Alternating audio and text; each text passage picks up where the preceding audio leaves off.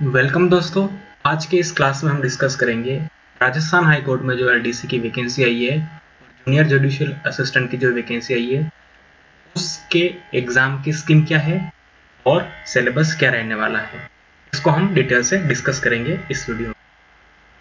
सबसे पहले हम देख लेते हैं इसकी एग्जाम की स्कीम क्या है, यानी किस तरह से एग्जाम कंडक्ट होगा, कितने स्टेप में होगा और कौन सा जो सेक्शन है, कौन सा पेपर है, वो कितने मार्क्स का होगा, हम डिस्कस कर रहे हैं।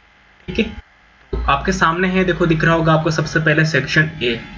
ठीक है, ये दिख रहा है आपको सेक्शन ए, और सेक्शन ए होगा, देखो आपके रिटन से जो हमारा सेक्शन ए है वो दो तरह से है।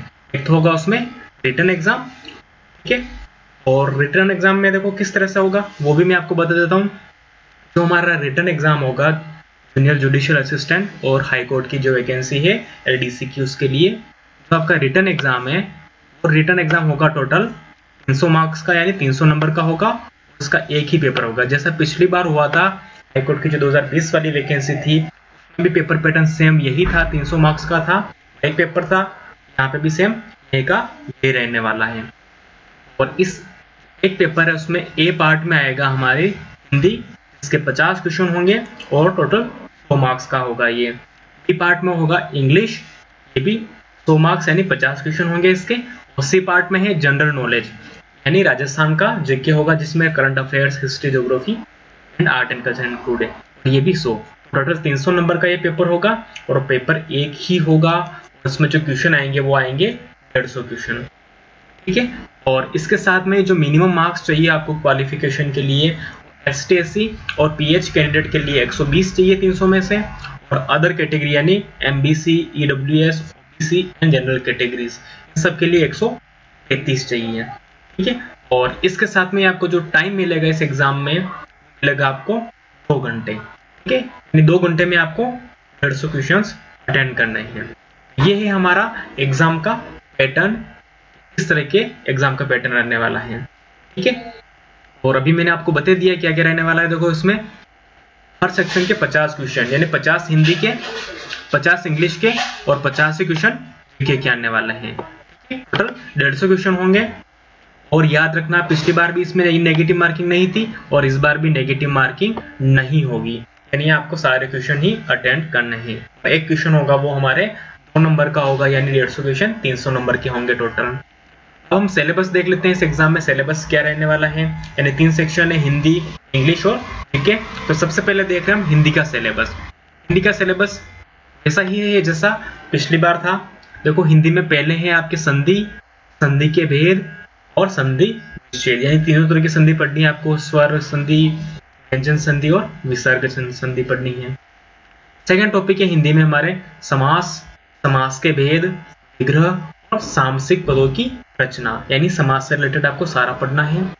फिर थर्ड टॉपिक है हमारा उपसर्ग, फिर चौथा है प्रत्यय, इसके बाद में पांचवा है हमारे पास पर्यायवाची शब्द, फिर छठा है विलोम शब्द, सातवां है अनेकार्थक शब्द। इसके बाद में जो आठवां टॉपिक है हमारे हिंदी में शब्द युग्म या समश्रुत शब्द पढ़ने हैं। इसके बाद में हम पढ़ेंगे शब्द शुद्धि, वाक्य शुद्धि, वाच्य और वाक्यांश के लिए एक सार्थक शब्द, और लास्ट में है हिंदी में मुहावरे और लोकोक्तियां। तो इस तरह से हिंदी के टोटल 13 टॉपिक है जो पहले थे, और लगभग हर एग्जाम में जो हिंदी पूछी जाती है, सामान्य हिंदी, जनरल हिंदी, वही आने वाले हैं, बहुत इजी क्वेश्चन आते हैं यहाँ से। ये था हमारा हिंदी का सिलेबस, और जो मैं आपको ये सिलेबस बता रहा हूँ उसकी वेबसाइट से जो नोटिफिकेशन आया था वहां से बता रहा हूँ। ठीक है, आपको भरोसा रख के यही पढ़ना है। अब दूसरा देख लेते हैं हिंदी के अलावा। देखो ये टोटल 13 ठीक है, इनमें से आपके 50 क्वेश्चन आने वाले हैं। ठीक है, अब देख लेते हैं हिंदी के बाद में इंग्लिश। इंग्लिश में भी हमारे 50 क्वेश्चन हैं, और जो 50 क्वेश्चन है वो 2 नंबर के होंगे, यानी एक क्वेश्चन 2 नंबर का होगा। पहला है इम्प्रूवमेंट ऑफ सेंटेंस, आपको सेंटेंस को इम्प्रूवमेंट करना है। ठीक है, क्या क्या उसमें मिस्टेक रह गई है, ऐसा कुछ आ सकता है। इसके अलावा सेकेंड है tense, tenses and sequences of tense. ठीक है, टेंस पढ़ना है आपको। थर्ड टॉपिक है voice, active and passive voice पढ़ना है, बहुत ज्यादा क्वेश्चन आते हैं वॉइस के। उसके बाद में आता है नरेशन, डायरेक्ट और इनडायरेक्ट स्पीच, ये दोनों पढ़ने हैं, ज्यादा क्वेश्चन वॉइस और नरेशन के ही आते हैं।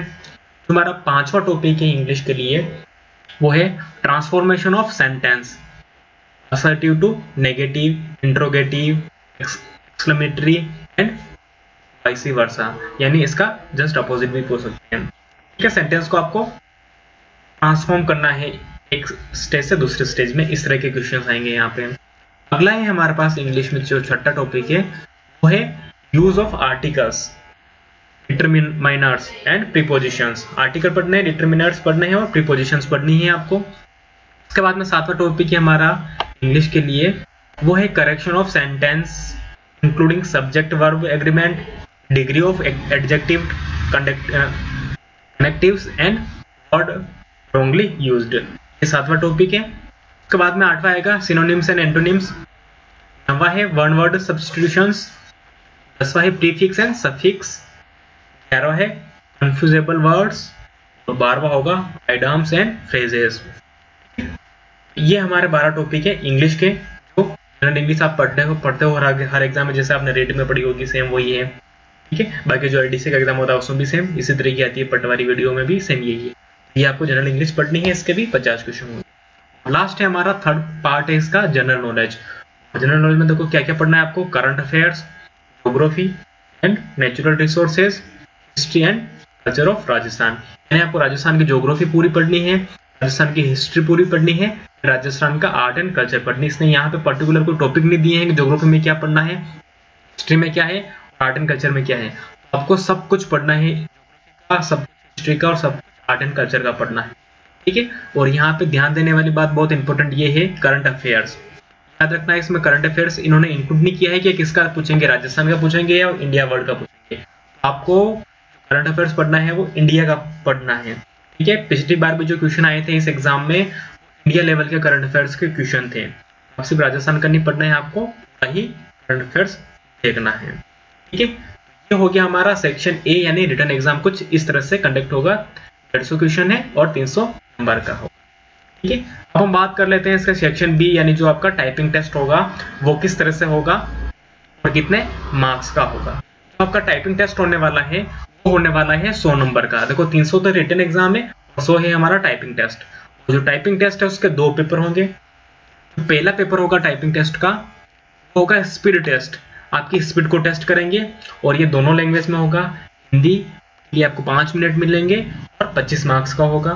सेम यही पैटर्न रहेगा, इंग्लिश में भी आपको 5 मिनट देंगे और ये भी 25 नंबर का रहेगा। यानी जो स्पीड टेस्ट है हिंदी और इंग्लिश का 25-25 यानी 50 नंबर का रहने वाला है। और इसमें भी ST/SC और PH कैंडिडेट के लिए 20 नंबर मिनिमम लाने कंपलसरी है और अदर कैटेगरी के लिए 22.5 लाने हैं। ठीक है, ये पेपर फर्स्ट है हमारा टाइपिंग टेस्ट का। और सेकंड होगा हमारे पास एफिशिएंसी टेस्ट, आप मिस्टेक कितनी करते हो, आपकी एफिशिएंसी कितनी है वो टेस्ट रहेगा। ये रहेगा टोटल 10 नंबर का, 10 मिनट का और 50 नंबर का। ठीक है, ये हमारा इस तरह से टाइपिंग टेस्ट होने वाला है। और आपको याद रखना है जो अब टाइपिंग टेस्ट होगा हिंदी के लिए जो फॉन्ट यूज करेंगे वो लिए 10 फॉन्ट हिंदी के लिए और इंग्लिश के लिए कैलिबरी में आपको टाइपिंग टेस्ट करनी है। ठीक है, और टाइपिंग टेस्ट में जो आपकी स्पीड होगी, मिनिमम स्पीड चाहिए 1 घंटे में कितने डिप्रेशंस चाहिए, वो है आपकी 8000 की। ठीक है, ये आपको ध्यान में रखना है। और इसके अलावा जो आपकी मेन फाइनल जो कट ऑफ बनेगी वो रिटन एग्जाम और इस टाइपिंग टेस्ट दोनों को इंक्लूड करके बनने वाली। इसके बाद में हम देख लेते हैं जो आपका मेरिट बनेगी वो कैसे क्या बनेगी। देखो इसमें आपको मिनिमम 45% मार्क्स लाना कंपलसरी है। ओबीसी, ईडब्ल्यूएस, जनरल, एमबीसी इन सब के लिए 45% मार्क्स चाहिए। शेड्यूल कास्ट है, शेड्यूल ट्राइब है, इसके लिए 40% मार्क्स लाने कंपलसरी है। तो जो आपका टाइपिंग टेस्ट होगा, उस टाइपिंग टेस्ट के लिए जो रिटन एग्जाम है से कितने बच्चों को सेलेक्ट करेंगे, तो उसमें ऐसा है जो लोग रिटन एग्जाम देंगे उस रिटन एग्जाम में कैटेगरी वाइज 5 गुने लोगों को सेलेक्ट करेंगे। ठीक है, जितनी वैकेंसी है उसके 5 गुने लोग कैटेगरी वाइज सेलेक्ट करेंगे यहाँ पे और फिर उनका होगा टाइपिंग टेस्ट। फिर टाइपिंग टेस्ट और हमारा रिटन टेस्ट दोनों के मार्क्स को इंक्लूड करके फाइनल कट ऑफ बनेगी। ये हमारा एग्जाम पैटर्न और सिलेबस था राजस्थान हाईकोर्ट वैकेंसी का। ठीक है, थैंक यू।